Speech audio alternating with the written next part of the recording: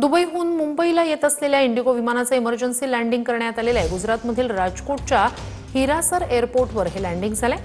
सामान कक्षातून धूर येताना दिसल्यानंतर विमानाचं इमर्जन्सी लँडिंग करण्यात आलं। विमानात 194 प्रवासी होते।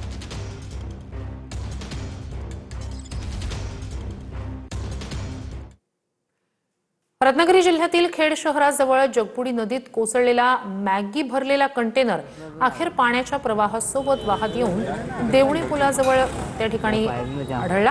22 जुलैला मुंबई गोवा महामार्गावर हा कंटेनर पुलावरून जाताना थेट नदीत कोसळला होता। आता या कंटेनरमधल्या मॅगीची पाकिटं मोठ्या प्रमाणात सध्या नदी पात्रात आहेत।